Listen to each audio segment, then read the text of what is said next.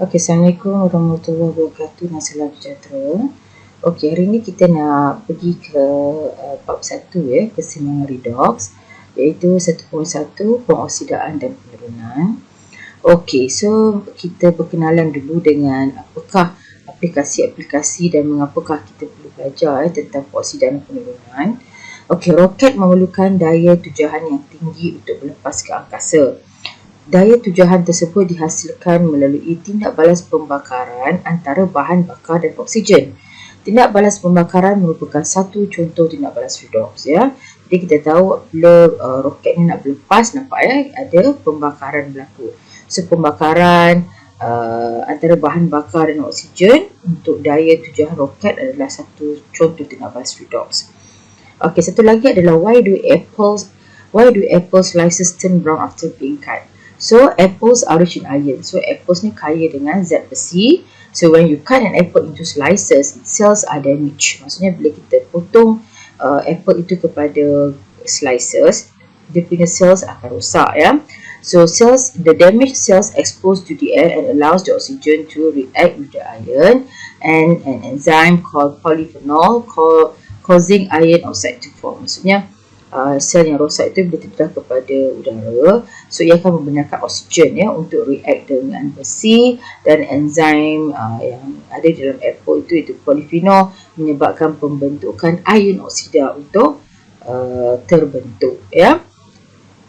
Okay, how do you cut apples from turning brown? So kita ada beberapa cara untuk mengelakkan apples daripada browning ya. So ni adalah kita panggil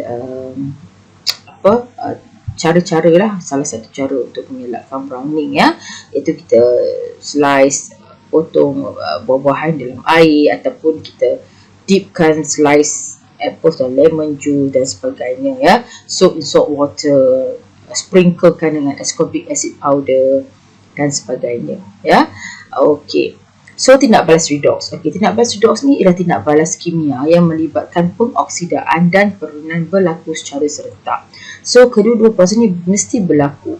Kalau tiada pengoksidaan, tiadalah penurunan. Kalau tiada penurunan, tiadalah pengoksidaan. So kedua-dua proses ni berlaku secara serentak. Dan tindak balas redox pada asalnya dirujuk kepada tindak balas yang melibatkan oksigen. Ya, so kalau kita tengok tadi, ini pun melibatkan oksigen kan. Kita dapati dekat sini sel yang rosak yang terdedah kepada udara itu akan menggunakan zat besi dalam apple tu untuk bertindak balas dengan oksigen untuk membentuk ion oksida. Dan juga di sini pembakaran untuk daya tujuan roket, di mana tindak balas pembakaran itu adalah antara bahan bakar dengan oksigen ya. So kalau kita tengok fakta tu, memanglah kebanyakan tindak balas redox pada asalnya dirujuk kepada tindak balas yang melibatkan oksigen. So kita tengok ya, the definition of redox reaction. So macam kita kata tadi, a redox reaction is a chemical reaction in where oxidation and reduction ataupun pengoksidaan dan penurunan occurs simultaneously ya, berlaku serentak. Dan perkataan redox itu sendiri juga diambil dari perkataan reduction and oxidation. Dan tindak balas pengoksidaan penurunan ini perlu kita fahami dan kita dalami dengan 4 definisi ini, di mana tindak balas pengoksidaan dan penurunan dari segi penambahan atau kehilangan oksigen, yang kedua dari segi penambahan atau kehilangan hidrogen, yang ketiga dari segi pemindahan elektron, dan yang keempat dari segi perubahan nombor pengoksidaan ya, ataupun gain or loss of oxygen, gain or loss of hydrogen, transfer of electrons and change in oxidation number. So apakah itu oxidation? So oxidation ni is a process that involves ya. Okay, oxidation is a process that involves gain of oxygen ya. So kita nampak dia melibatkan kita akan nampak ya, kalau kita nampak dekat formula ni dari segi penambahan atau kehilangan oksigen. So kita tengok sini, oxidation is a process that involve gain of oxygen, penambahan oksigen. Okay, bila oxidation melibatkan penambahan oksigen, so dari segi hidrogen dia melibatkan kehilangan hidrogen ya, penambahan oksigen tapi kehilangan hidrogen, dan juga melibatkan perpindahan elektron ya, di mana di mana kita akan nampak transfer elektron. Maksudnya elektron tu didermakan, ya, dan juga melibatkan pertambahan nombor pengoksidaan. So dia ada 4 definisi. So kalau kita ingat keempat-empat definisi pengoksidaan ini, so untuk reduction hanya berlawanan sahaja. Contoh, kalau pengoksidaan melibatkan penambahan oksigen, so reduction pula melibatkan kehilangan oksigen. Jika pengoksidaan melibatkan kehilangan hidrogen, penurunan akan melibatkan penambahan hidrogen. Begitu juga kalau pengoksidaan melibatkan pendermaan elektron atau kehilangan elektron, tapi penurunan melibatkan penerimaan elektron. Dan juga jika pengoksidaan melibatkan peningkatan nombor pengoksidaan, dan reduction pula akan melibatkan pengurangan dari segi nombor pengoksidaan. Ya. Okey. So seterusnya, pengoksidaan dan penurunan dari segi penambahan dan kehilangan oksigen. So kita dapat tahu di sini kalau pengoksidaan atau oxidation melibatkan penambahan oksigen, tapi tidak balas penurunan melibatkan kehilangan oksigen, ya. Okey, so kalau kita tengok sini, oxidation is a chemical reaction in which a substance gain oxygen. Ya, ini dia gain oxygen. But reduction is a chemical reaction in which a substance loses oxygen. Okey, so kalau kita tengok dari segi tindak balas, katalah cikgu bagi satu tindak balas kimia, ya, ini dia tindak balas kimia ini. So kita akan dapati, kita boleh nampak, ya, iaitu bahan yang dioksidakan adalah magnesium, di mana magnesium Mg mengalami penambahan oksigen. So kita akan nampak sini dia mengalami penambahan oksigen, ya. Nampak daripada Mg yang tak ada oksigen sudah ada MgO. Okey, bahan diturunkan adalah karbon dioksida atau karbon dioksida. So karbon dioksida ini memang nampak mengalami kehilangan oksigen, ya. So apakah itu ejen pengoksidaan? Okey, kalau kita tengok, ejen pengoksidaan adalah karbon dioksida. So kita dapati ejen pengoksidaan adalah bahan yang mengalami penurunan. Nampak tak? Ya, ejen pengoksidaan di mana karbon dioksida ini menjalani proses penurunan, ya, untuk menjadi karbon. Tetapi dalam masa yang sama, karbon dioksida ini menjadi ejen pengoksidaan untuk magnesium, supaya magnesium dapat dioksidakan menjadi MgO. So dia membantu kawan dia, membantu bahan lain, ya. Okey, ejen penurunan magnesium. Okey, tengok penurunannya. Kita tahu apakah itu ejen penurunan. Ejen penurunan adalah bahan yang mengalami pengoksidaan. So kalau tengok sini, magnesium ni mengalami pengoksidaan untuk menjadi magnesium oksida. Tetapi dalam masa yang sama, magnesium ini menjadi ejen penurunan untuk karbon dioksida, supaya karbon dioksida dapat diturunkan menjadi karbon, ya. Okey, seterusnya, okey, sama juga ini dari segi bahasa Inggeris. Kalau kita tengok ni adalah kalau kita buat eksperimen dalam makmal, ya, kita dapati, okey, kalau kita tengok di sini, magnesium ribbon akan diletakkan di deflagrating spoon, ya. Okey, dan magnesium akan dimasukkan ke dalam tabung balang gas, ya. Magnesium ribbon yang di dalam deflagrating spoon ni akan dimasukkan ke dalam balang gas ini, di mana dalam balang gas ni ada gas karbon dioksida. So kalau kita tengok sini, magnesium react with carbon dioksida, ya. Kalau kita tengok hasil dia, oxidized substance magnesium. So magnesium gain oxygen. So kita memang nampak magnesium gain oxygen. Magnesium gain oxygen. So reduced substance carbon dioxide. Carbon dioxide loses oxygen. Okay, loses oxygen. Oxidizing agent dekat sini adalah carbon dioxide. Di sini, ya, kalau kita tengok sini, carbon dioxide undergoes reduction process, but at the same time, carbon dioxide act as an oxidizing agent. And carbon dioxide oxidizes magnesium into MgO, ya. Okey, untuk reducing agent pula, okey, tengok magnesium ni. Okey, magnesium undergoes oxidation process to become MgO, but at the same time, magnesium act as a reducing agent, where magnesium reduces CO2 to carbon. Ya, okey. Macam ni jugalah ya kalau tengok dekat sini ya. So kita boleh identify ya. Okey, kalau kita tengok sini carbon dioxide, copper.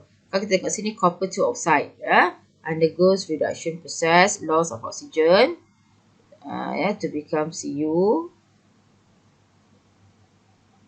So copper to oxide loses oxygen. Ya, copper to oxide loses oxygen. Okey, kalau kita tengok sini oxidation, okey. Hydrogen, hydrogen gains oxygen. Ya, situ. Okey. So oxidizing agent is kalau copper to oxide adalah oxidizing agent.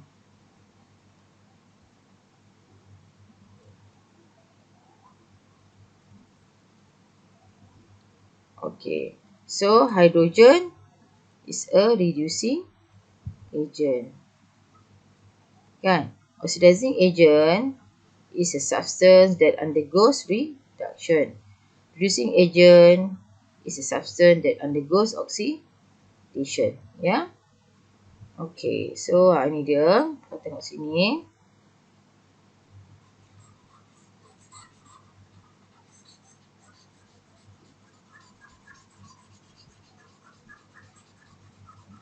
Okey, macam cikgu cakap tadi, what is an oxidizing agent? Oxidizing agent is the material that's reduced or undergoes reduction. Where reducing agent is the material that oxidizes or undergoes oxidation. Ya. Jadi kalau kita tengok sini, contohnya, kita tengok contoh sini. Kita tengok sini ya. FeO, FeO is reduced. As it loses oxygen. This means oxidizing agent are reduced in redox reaction, kan? Oxidizing agent because FeO undergoes reduction. But at the same time, FeO acts as an oxidizing agent. So FeO is reduced to Fe as it loses oxygen. So this means an oxidizing agent are reduced in redox reaction. Carbon pula. Carbon is oxidized as it gains oxygen. Nampak tak? So therefore, carbon. Ni dah silap ya. So cikgu cancel ni. So carbon is a reducing. Carbon is a reducing agent. Oxidized. Nampak? Carbon are oxidized. Carbon are oxidized in redox reaction. Macam tu ya. Application of redox reaction in terms of loss or gain of oxygen. So kalau kita tengok sini, restoring old paintings. So most old paintings are lead-based paints ya. Maksudnya kebanyakan oil paintings ni ada plumber based paints ya. Jadi paints ni akan react dengan pollutant gases. So paints will react with pollutant gases H2S in the air and become discolored over the years. So kita akan nampak dia discolored lah kan, luntur disebabkan oleh lead based paints ni react with H2S to become PBS lah.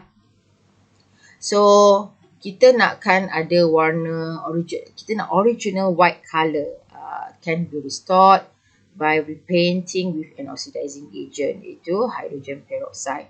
So kita boleh restore balik lah original white colour itu. Ya. Daripada luntur tu kita boleh restore balik lah. So ni dah proses dia. PBS react with hydrogen peroxide. So kalau kita nampak sini, PBS undergoes oxidation process where PBS gain oxygen. But so PBS act as a reducing agent, while hydrogen peroxide will loss oxygen. Nampak tak? H2O2 tinggal H2O sahaja. Kan? So loss of oxygen. So hydrogen peroxide act as an oxidizing agent. Ya. So kita nampak sini ya, memang okey, sini dia kalau nampak sini okey, ada O2 oksigen dan ada satu O saja. So dia loss of oxygen ya. Okey, ahli kimia memperluaskan lagi pengertian pengoksidaan dan penurunan kepada sebatan yang bertindak balas dengan hidrogen atau bahan tidak balas yang mengandungi hidrogen. So, kita ada satu lagi pengertian yang kedua ataupun definition yang kedua, iaitu tindak balas pengoksidaan dan penurunan diterangkan berdasarkan kehilangan dan penambahan hidrogen. So, kalau kita tengok sini, tindak balas pengoksidaan dikatakan kehilangan hidrogen, manakala tindak balas penurunan adalah tindak balas yang mengalami penambahan hidrogen. So, in oxidation, in terms of gain or loss hydrogen, ya, kalau oxidation is a chemical reaction in which a substance loses hydrogen. So, kalau pengoksidaan tu, kalau tadi kita bincang, kalau dari segi oxygen is gain of oxygen. Tapi dari segi hydrogen is loss of hydrogen. Kalau untuk reduction ataupun penurunan, kalau kita bincang tadi, kehilangan oksigen ataupun loss of oksigen.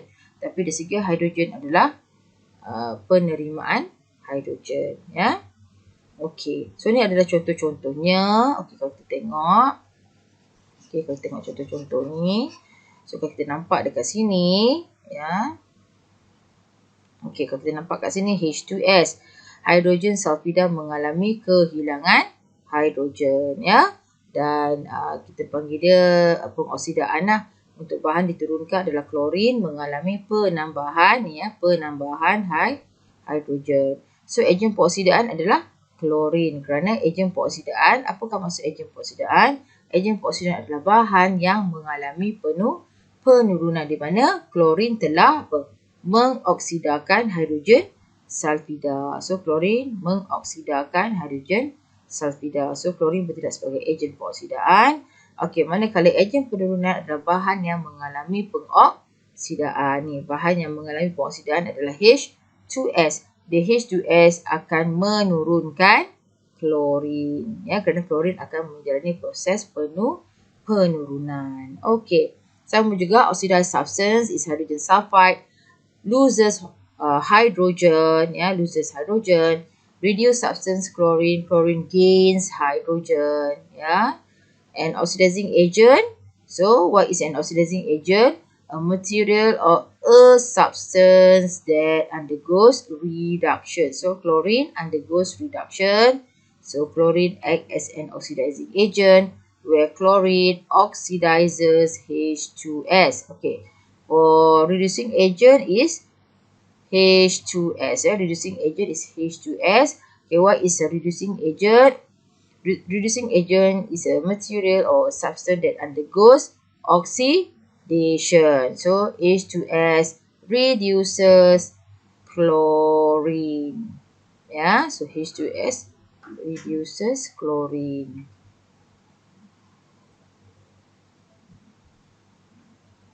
into HCl.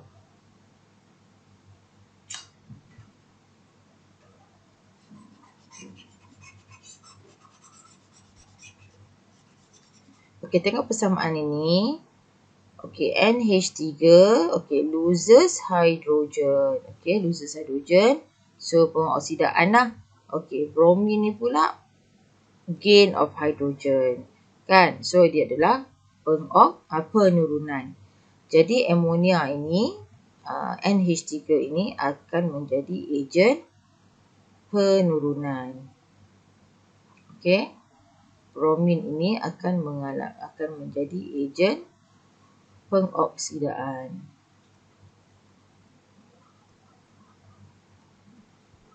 Okey, jadi tindak balas pengoksidaan berlaku apabila suatu bahan tindak balas kehilangan elektron.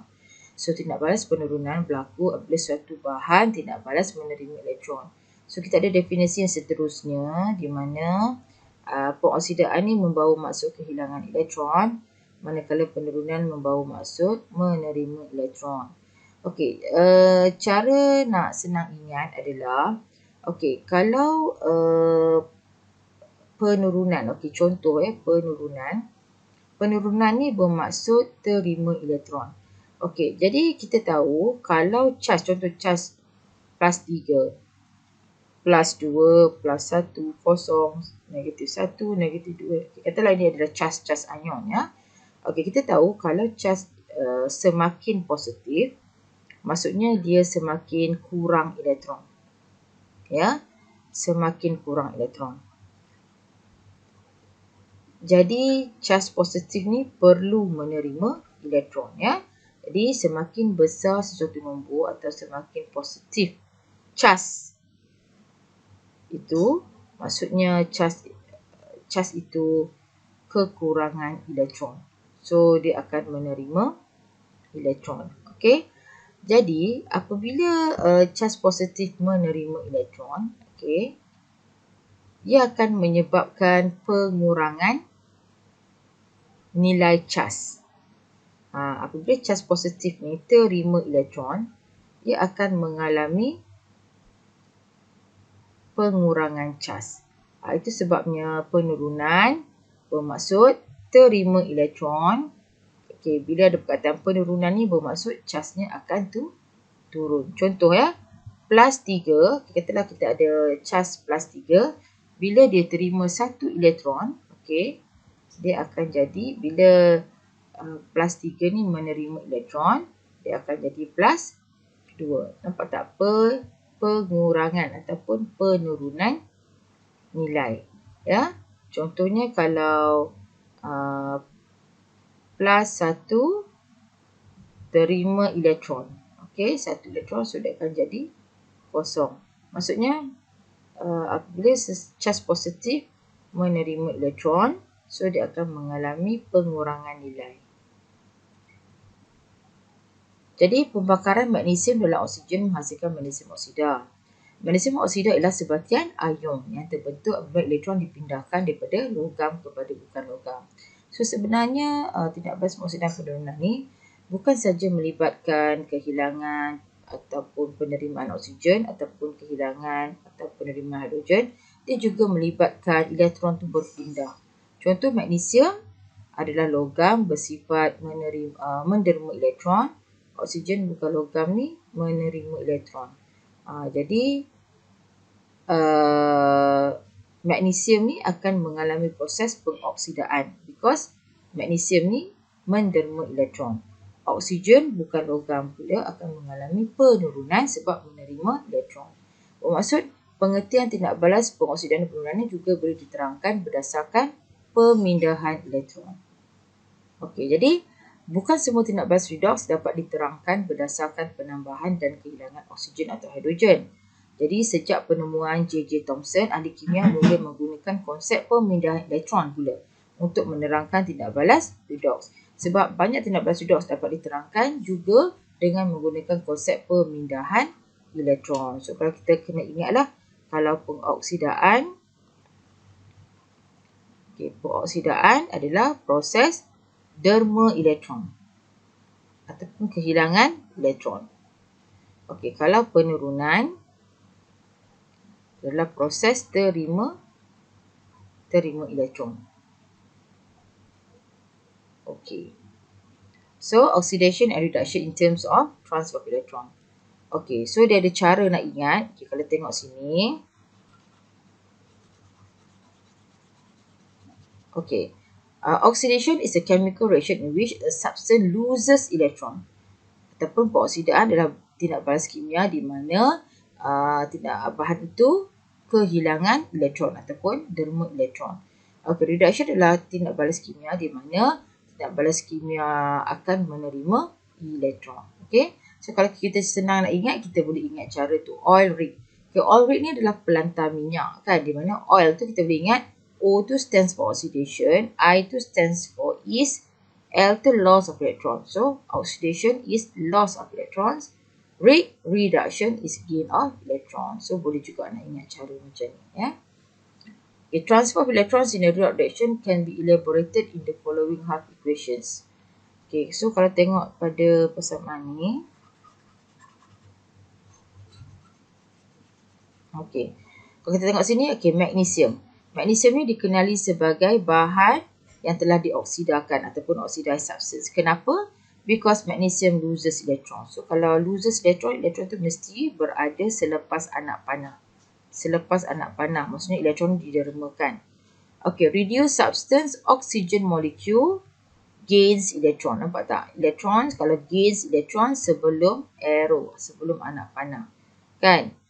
So kita balik sajalah. Oxidizing agent is oxygen. Because oxygen undergoes reduction. Receive oxygen undergoes reduction. Receive electron. Okay, reducing agent is magnesium. Okay, reducing agent is magnesium because magnesium is an electron donor. Magnesium adalah penderma elektron. Okay, so ni bahasa Inggeris dia. Okay, ni bahasa Melayu dia. Bahan yang dioksidakan adalah magnesium. Kerana magnesium kehilangan elektron. Okay, bahan yang diturunkan adalah oksigen. Kerana molekul oksigen menerima elektron. Ya. So, ejen peroksidaan adalah oksigen lah. Kerana oksigen ni mengalami proses apa ni? Dia mengalami proses penurunan. Penurunan ataupun penurunan. Kalau cikgu tak ingat senang je macam ni. Penurunan ya. Penurunan reduction. So reduction receive electron. Atau kita ingat guna cara oil rig tadi. Yang ni pengoksidaan. So pengoksidaan ni ada perkataan donate. So donate electron. So dia derma elektron lah. Oil rig tadi. Oil rig. Oxidation is loss of electron. Reduction is gain of electron. So mana-mana cara pun boleh. Ya. Jadi ejen peroksidaan adalah oksigen lah. Kerana oksigen ni mengalami proses penurunan. Ya, di mana oksigen menerima elektron. Dan ejen penurunan adalah magnesium. Di mana magnesium menjalani proses pengoksidaan. Dan magnesium ni bertindak sebagai penderma elektron. Kan dalam soalan SPM dia tak bagi yang senang ya. Kadang-kadang dia bagi macam ni. Okay, dia bagi equation zinc react with oxygen. So kita akan dapat ZNO. Okay, so kita balance equation ni ada 2 oksigen. So kita letak sini 2 dan sini 2. Okay, kalau soalan yang senang macam tadi kan kita boleh nampak bahan itu hilang hidrogen, tambah hidrogen. Ada bahan tu hilang oksigen, tambah oksigen. Tapi yang ni kita tak nampak. Tak nampak. Kita hanya nampak oksigen je kurang. Tapi oksigen tambah tak nampak kan. Ataupun kita nampak sini. Oh, sini ada 2O. Sini pun ada 2O. Sama je. So, kita tak boleh nak guna definisi 1 dengan definisi 2. So, kita ada cara yang ketiga. Iaitu menggunakan kaedah transport elektron. Okey, kalau kita tengok sini. Ini adalah persamaan kimia. Persamaan kimia yang penuh. Full chemical equation. So, kita kena ingat dalam persamaan kimia yang lengkap ini, kita boleh ekstrak atau keluarkan dia dalam bentuk persamaan setengah ataupun half equation. Dan dia ada 2 jenis. Half equation oxidation, half equation reduction. Ataupun persamaan setengah pengoksidaan dan juga persamaan setengah penurunan. Jadi kita nak tahu siapa yang menjalani pengoksidaan dan siapa yang menjalani penurunan. Jadi dia ada satu cara di mana kalau kita tengok sini, zinc ni adalah atom yang neutral. Okey, zinc adalah atom yang neutral. Okey, oksigen adalah molekul yang neutral. Okey, sebelum tindak balas, kedua-duanya adalah neutral. Tapi selepas tindak balas, kita akan nampak zinc oksida ni akan menjadi sebatian ionik. Okey, jadi zinc oksida ni ada sebatian ionik di mana zinc ni, atom zinc ni akan jadi zinc 2+. Oksigen ini akan jadi ion oksida, jadi O2-. Jadi kita akan dapat 2 persamaan di mana persamaan pertama adalah zinc akan menjadi zinc 2+. So ini adalah persamaan yang pertama ataupun half equation yang pertama. Half equation kedua adalah oksigen akan jadi O2-. So ini adalah half equation yang kedua. So sekarang kita nak tahu antara A dengan B yang manakah half equation oxidation dan half equation reduction. Manakah satu persamaan setengah pengoksidaan dan manakah satu persamaan setengah penurunan. Jadi senang saja, dia ada konsep di mana add electron to the highest charge. Apa maksud add electron to the highest charge? Ini bermaksud kalau charge tu semakin besar ataupun nombor dia semakin positif ataupun nombor dia semakin besar, itu bermakna charge itu charge itu sangat positif dan dikurang elektron. Kalau contohnya macam ni. zinc. Zinc charge dia kosong. Okey. Zinc 2 plus charge ya, ataupun nombor pengoksidaan dia ataupun charge-nya adalah +2. Jadi kita akan tengok kosong dengan +2 siapa yang lagi besar. So lagi besar adalah +2. +2 is the highest charge. So kita kena tambah elektron di sini. Kenapa kita tambah elektron di +2? Sebab +2 ni nombor yang semakin positif, yang besar, yang lebih positif. So bila suatu nombor tu lebih positif, dia kurang elektron. So kita kena letak elektron di sini. Jadi kita nak letak berapa elektron? Kita letak 2. Kenapa kita letak 2 elektron? Sebab 2 elektron ni membawa charge negatif 2. Kalau kita kira matematik pun, +2 plus -2 kita akan dapat 0. So kita dah balancekan.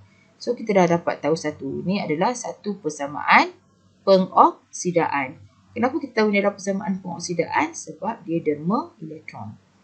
Okey, tengok oksigen pula. Okey, oksigen ni kita kena balance. Okey, oksigen ni ada 2 O. 2 atom O. Atas kita tak balance zinc tu sebab zinc dah memang 1. Tapi oksigen ni ada 2. Jadi ada 2 atom oksigen. So kita kena balance atom dulu. So bila kita dah balance atom, kita akan dapati charge pula. Okey. Kalau tengok sini, zinc tak ada charge, kosong. Nombor pengoksidaan dia. Oksigen pun tak ada charge, kosong. Nombor pengoksidaannya kosong. Okey, kita tengok sini total charge. Jumlah charge. Asalnya kalau ion oksida negatif 2 kan, dia punya nombor pengoksidaan. Ya, ataupun charge. Tapi disebabkan kita dah balancekan dia 2 tadi, total charge-nya menjadi 4. Negatif 4. Jadi, antara kosong dengan negatif 4, mana charge yang lagi highest charge? Of course lah 0. 0, kosong ni adalah nombor yang lagi besar daripada negatif 4. Dan negatif 4 ni bermaksud dia terlebih elektron. So, kita janganlah tambah elektron di kawasan yang terlebih elektron. Kita kena tambah elektron di kawasan yang kurang elektron. So, kawasan yang kurang elektron selalunya adalah kawasan yang highest charge. Ya, nombor yang highest charge dia kurang elektron. So, kita kena letak elektron di kawasan yang highest charge. Sebab nombor yang highest charge tu semakin positif. Bila semakin positif, dia kurang elektron. So, kalau tengok sini, kosong. Kita akan tambah elektron dekat oksigen. So, kita nak tambah berapa elektron? So, kita akan tambah 4 elektron. Kenapa kita nak 4? Kerana sebelah kanan ni 4. Kita nak balancekan. So, 0 plus -4. Sebab 4 elektron ni membawa maksud -4. So, 0 plus -4 is -4. So, dah balance. So, sekarang kalau korang tengok, ya, persamaan ini adalah persamaan setengah menerima elektron. Nampak? Kawasan ni oksigen menerima elektron dan zinc menderma elektron. Jadi kita tahulah A ni adalah persamaan setengah pengoksidaan, ya. Dan kat bawah ni adalah persamaan setengah penurunan. So kalau kita tengok sini, zinc, ya, kita tengok sini, kalau kita tengok kesimpulannya di sini, zinc. Ya, zinc loss of electrons to become zinc 2 plus. Oxygen gain of electron to become O2 minus. Ya, dan kita boleh buat keputusan, dah tahu prosesnya. So if zinc loses electrons, ya, adalah proses pengoksidaan. Oxidation is a loss of electron, dan oxygen gain of electron, dan reduction adalah proses gain of electron. So kalau kita nak tahu siapakah ejen pengoksidaan dia, ejen pengoksidaan adalah bahan yang mengalami penurunan. Kan? Okey, so tengok sini. Siapa yang, okey, kalau loses elektron adalah apa? Pengoksidaan. Kalau gain elektron, penurunan. So, siapakah oxidizing agent ataupun ejen pengoksidaan? Ejen pengoksidaan adalah oksigen. Di mana, apakah maksud ejen pengoksidaan? Ejen pengoksidaan adalah bahan yang mengalami penurunan. Okey, reducing agent pula adalah zinc. Okay, apakah itu reducing agent ataupun ejen penurunan? Ejen penurunan adalah bahan yang mengalami pengoksidaan. Okey. Dan kita ada satu lagi cara dalam makmal eksperimen di mana kita nak menunjukkan pemindahan elektron. Kita tahu ya, untuk proses pengoksidaan penurunan memang berlaku transfer elektron. Transfer elektron tu ada dua cara. Satu cara derma elektron, satu cara terima elektron. Dan kita akan menggunakan tube U ini ataupun U-tube. So when the reducing and oxidizing agents are separated by an electrolyte in a U-tube, the transfer of electron occurs through the connecting wires that can be detected by galvanometer. So kalau kita tengok dekat sini, okay, kawasan negatif terminal, ini ada kawasan positif terminal. Dan di kawasan negatif terminal, kita mesti letakkan ejen penurunan. Okay, kenapa kita letakkan di negatif terminal ni ejen penurunan?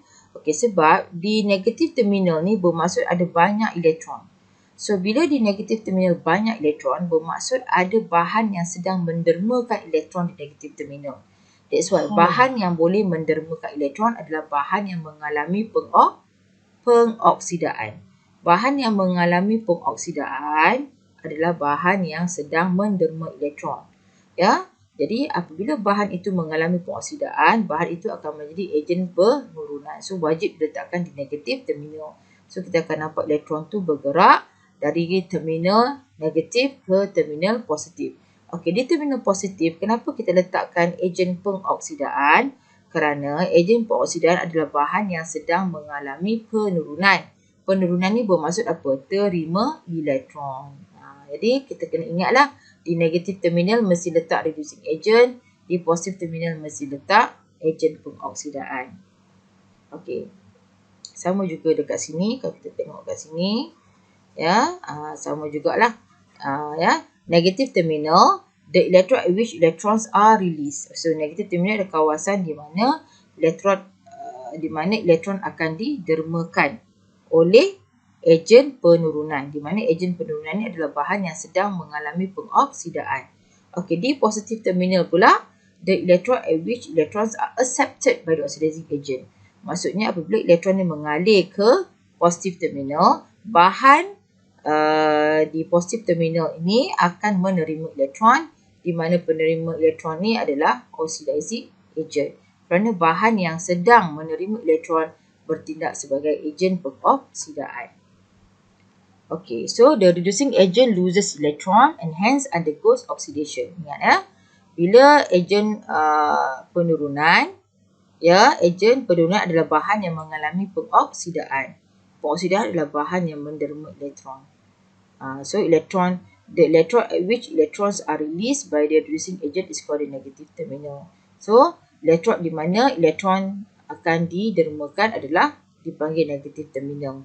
Okey, electrons yang mengalir daripada menggunakan wire penyambung, ya, akan mengalir ke kawasan ejen pengoksidaan. Okey. Kawasan ejen pengoksidaan ni diletakkan di elektrod positif, ya. Kerana di elektrod positif adalah kawasan yang menerima elektron. Okay, kenapa di elektrod positif adalah kawasan yang menerima elektron? Kerana di elektrod positif ada ejen pengoksidaan, di mana ejen pengoksidaan adalah bahan yang mengalami tindak balas penurunan, di mana penurunan itu akan menerima elektron. So, as the oxidizing agent accept the electron, it undergoes reduction. Di mana apabila kita tahu ejen pengoksidaan ni adalah bahan yang mengalami penurunan dan penurunan adalah proses menerima elektron. So, dia adalah reduction. Okey, kenapa ada electrode? Okey, kelas kalau you orang tengok sini ada electrolyte ni. Ini adalah kawasan electrolyte ni ya. Sorry. Okey, cikgu label ni. Okey, ini adalah kawasan ni. Daripada sini ya. Ini adalah kawasan electrolyte. Okay, apa guna electrolyte ni? Electrolyte ini membenarkan pengaliran ion untuk berlaku, di mana bila adanya pergerakan ion, ya, kita tahu elektrolit ini membenarkan pergerakan ion untuk berlaku. Dan bila ada pergerakan ion, litar elektrik akan lengkap. Bila elektrik lengkap, ini akan memastikan pengaliran berterusan elektron untuk menghasilkan tenaga elektrik, ya, di dalam litar luar. Okey. So, kalau kita tengok sini contoh ya. Okey. Sebenarnya ini dah masuk semakin kompleks lah. Okey, sebenarnya bila kita buat sebenarnya ini adalah macam ini kita akan belajar nanti sel kimia. Okey, sel kimia ni macam bateri, di mana sel kimia ni akan menukarkan bentuk daripada tenaga kimia kepada tenaga elektrik. Jadi kita menggunakan bahan kimia. Contoh kalau kita letak mentol dekat sini kan, Mentor ni akan menyala. Kenapa mentor ni akan menyala? Sebab tindak balas kimia ini akan menghasilkan tenaga elektrik dan tenaga elektrik itu akan menyalakan mentor. Contoh, katakan kita letak bahan kimia. Ya, kita letakkan bahan kimia yang bernama ferrum 2 sulfat. Okey. Ferrum 2 sulfat ni kenapa kita panggil dia ejen penurunan? Okey, sebenarnya macam ni. Kita kena hafal ya. Ferrum 2 sulfat, 2 ni maksudnya dia ada 2+. Okey, kita kena hafal ferrum 2 sulfat ataupun ion ferrum 2 ni akan tukarkan diri dia menjadi ferrum 3+. Kena hafal. 2+ akan jadi 3+. Okey. So, bila proses ni berlaku, kita akan tanya, proses ni derma elektron ke terima elektron? So, macam cikgu cakap tadi, kita ada +2, kita ada +3. Add electron to the highest charge. So, antara +3 dengan +2, mana nombor lagi besar? Of course lah +3, so kita kena tambah elektron dekat sini. So, kita nak tambah berapa supaya kita dapat balance sebelah kiri ni +2. So, kita hanya tambah 1 elektron sahaja. Elektron dash ke atas, maksudnya ni adalah simbol elektron. Di mana kita terima 1 elektron saja. So, kalau kita ikut matematik, 3+ ni bermaksud +3. Ni tambah, elektron ni -1. Sebab elektron ni membawa maksud negatif. So, 3 plus minus 1 is +2. So, kita dah balance kiri kanan +2. So, dah balance. So, inilah dia balance equation. Ni dia. F2+. Okay, arrow F3+ akan jadi F3+ plus elektron. Ya. Okay, itu yang senang ya. Kalau macam melibatkan contoh ya. Itu yang senang. Okay, satu yang kita kena hafal apa dia? Cikgu dah kata ini kena hafal. Fe2+ tukarkan diri dia menjadi Fe3+ dan balancekan equation dia. Dan lagi satu kena hafal ini. Okey, larutan kalium manganate 7, KMnO4. Okey, KMnO4 ni adalah sebatian ionik di mana dalamnya ada K+ dengan MnO4-. So, kalau kita tengok sini, K+ ni tiada warna. Tapi MnO4- ni ada warna. Warnanya adalah purple. Okey, jadi kita sangat tertarik kepada ion MnO4- ni sebab MnO4- ni purple. Jadi kita abaikanlah K+ ni. Jadi MnO4- ni akan tukarkan dirinya menjadi Mn2+. Dan maksudnya warna color MnO4- ni daripada purple akan menjadi tidak berwarna. Bila tidak berwarna tu sebenarnya dia dah tukarkan dirinya menjadi Mn2+. So kena hafal. MnO4- akan jadi Mn2+. Okey. So kita nampak equation ni memang tak balance. So kalau kita nampak sini kita dah dapat dah. Ini adalah apa? Persamaan setengah pengoksidaan. Okay, kita dah tahu dah. Kita dah dapat dah persamaan setengah pengoksidaan. Sekarang dekat sini larutan kalium manganate 7 mesti akan jadi mesti akan jadi half equation reduction. So kita kena buktikan betul tak? Sebab sebelah sini kita dah dapat dah kan half equation ni. Half equation untuk pengoksidaan. So, ini mesti half equation penurunan. So, kita tengok betul tak dia sedang menerima elektron. So, kita pun buat ya. Balancekan. Okey, tengok sini ada oksigen. Tapi belah kanan tak ada. So, bila sini O ada, kita nak wujudkan O di belah kanan. Senang saja kita tambah air. Tambah air ya. Okey, kalau tengok sini air. Di dalam molekul air, mesti kena tambah air untuk wujudkan oksigen tu. So, sini kita ada 4O. So, kita akan letak sini 4. Kenapa kita letak 4? Sebab sekejap ya, kita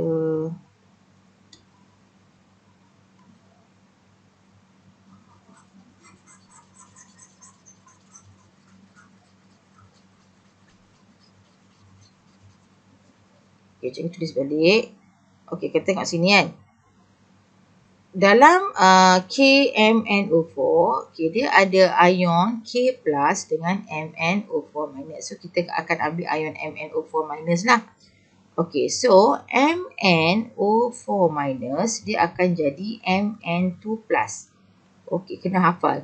MnO4- warnanya purple. Mn2+ warnanya tiada warna. Tiada colorless, dia tidak berwarna. Ya.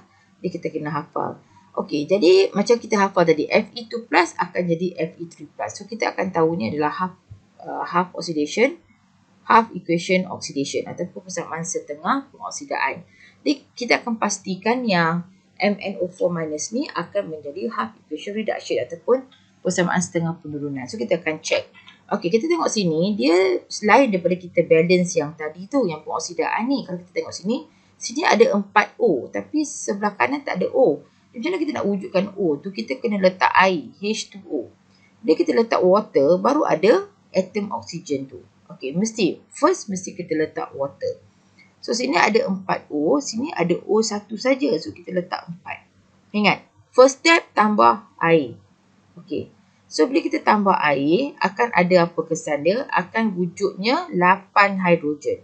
So bila belah kanan, kawasan sini ada 8 hidrogen. Kawasan ni tak ada hidrogen. So kita bagi dia 8 hidrogen juga dekat sini.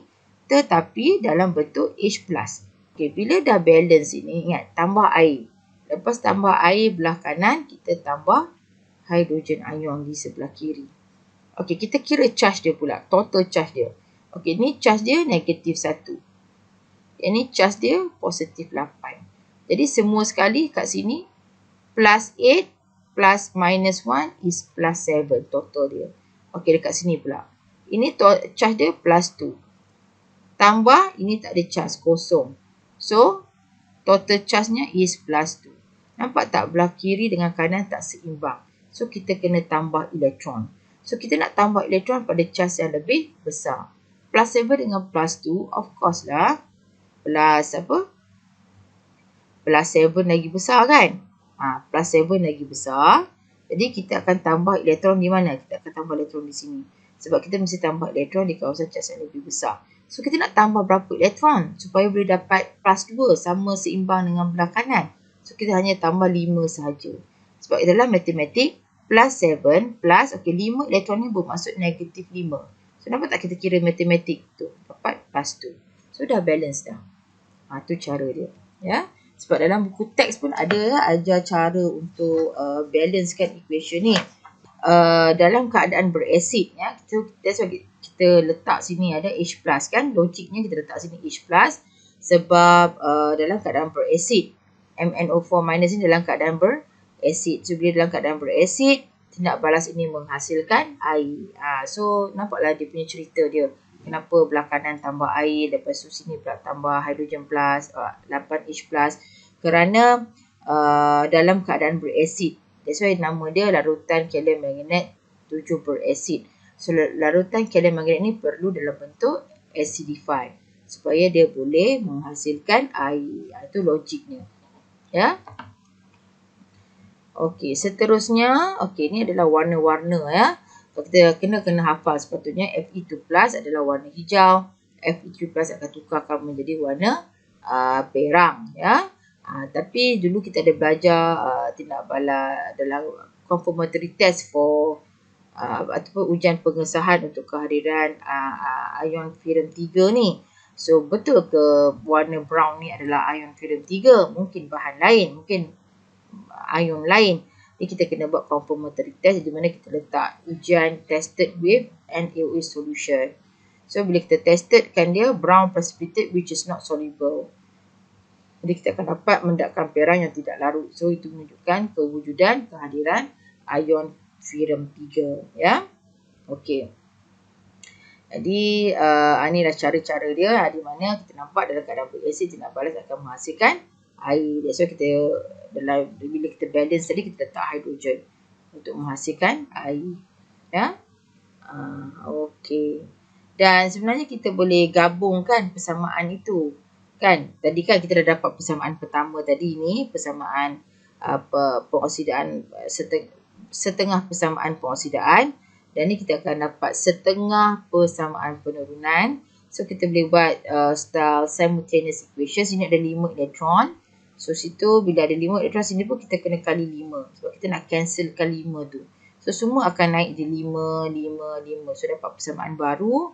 Dan kita boleh cancelkan elektron ni. Bila kita cancel elektron, kita salin balik equation tu semua. Dan kita akan dapat persamaan yang penuh.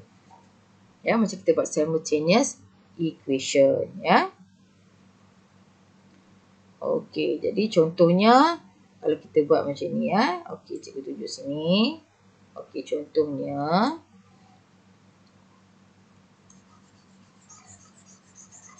Okey, yang ni. Kalium dichromate 6 berasid. Tadi kalium manganate 7 berasid. Ni kalium dichromate 6 berasid. So, kalau kita dapat kalium dichromate 6 ni, okey, dia ada cerita dia sikit. Ya. Okey. So, dalam kalium dichromate 6 ni, kita ada K plus dan Cr2O72 minus. So, macam biasa, ion ini ada warna. That's why dia akan tukar daripada orange to green. So, warnanya orange. Jadi, bila ditukarkan dirinya menjadi Cr3 plus. So, orange tu ni adalah warna dia, warna hijau, green. Ya. Okey, sama juga. Kita dah cakap tadi, dalam keadaan berasid, tindak balas akan menghasilkan air. So, kita tengok sini, potassium dichromate ini sebenarnya mesti, sebelah dia mesti kena ada H+. Sebab dia kata apa?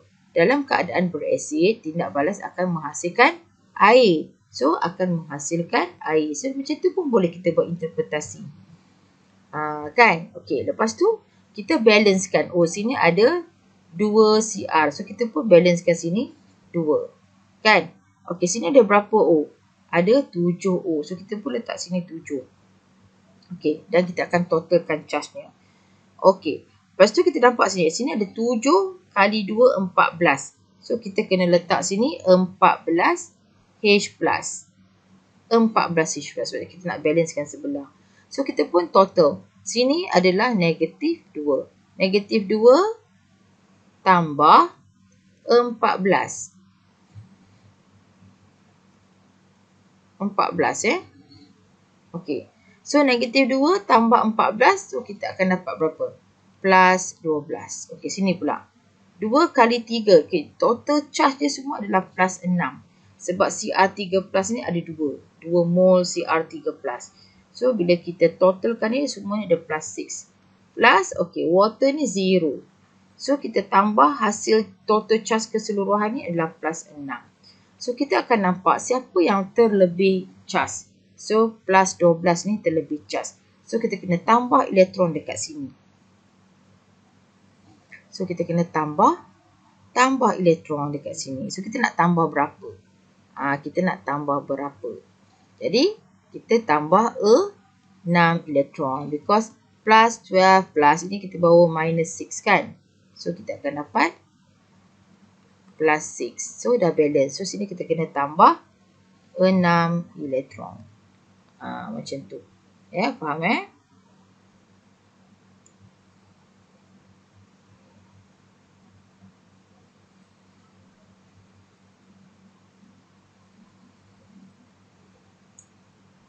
Okey. So, sama juga dengan, okey, itu adalah potassium dichromate ya.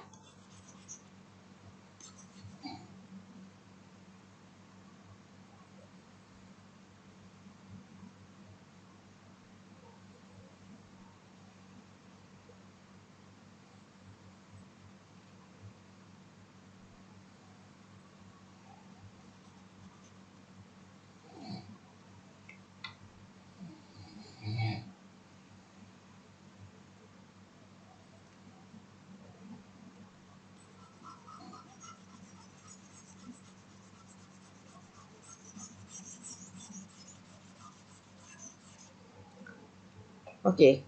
Sama juga dengan okey, kita tengok sini ya. Sama juga dengan ini. Okey. KMNO4. KMNO4. Okey, dalam ni ada K plus dengan MNO4 minus kan. Jadi kita tahu MNO4 minus ni warnanya purple. So, kena hafal. MNO4 minus akan tukarkan dirinya menjadi Mn2 plus. Di mana Mn2 plus ni tidak berwarna. Kena hafal. Ya. Okey, sama juga macam dia cakap tadi. Kita tengok sini ayat dia. Kelas, dalam keadaan berasid, tindak balas menghasilkan air ni. Dalam keadaan berasid, tindak balas akan menghasilkan air. So, kita pun wujudkan MnO4 ni juga dalam keadaan yang berasid. Kalau keadaan berasid, kita mesti letak H+. Okey, dan dia akan apa? Dalam keadaan berasid akan menghasilkan air. Okey, letak out water dekat sini. Macam tu. Kan? Okay, sekarang kita balance dulu atom dia. Okey, sini ada 4 O. So, kita letak sini 4. So, sini ada 8 hidrogen. Kita akan letak sini 8. Ya. Okey, kita kira total charge dia. Total charge dia berapa? Sini negatif 1. Okey, negatif 1 tambah total charge hidrogen ion ni adalah 8. So, kita akan dapat apa? Plus 7. Okey, sini pula. Mn2 plus adalah plus 2 tambah 0. Water 0 So, kita akan dapat plus 2. Siapa lagi besar? Plus 7. So, ingat. Add electron to the highest charge. So, kita mesti letak elektron di sini. So, tambah berapa elektron? So, sama juga plus 7 plus. Macam mana dapat plus 2? Plus 5 elektron. Sebab 5 elektron ni bermaksud negatif 5. So, plus 7 plus minus 5. So, kita akan dapat plus 2. Macam tu. Ya. Okey. So, kita boleh gabungkan persamaan-persamaan ini. Untuk dapat persamaan yang penuh tadi. Ya. Samalah ni adalah color-color dia untuk how to identify redox reaction by color change. Ya. Kita nampak sini kan. Acidify potassium manganate ni from purple to colorless. MnO4 minus ni purple. Mn2 plus ni colorless. Okay, untuk acidify potassium dichromate from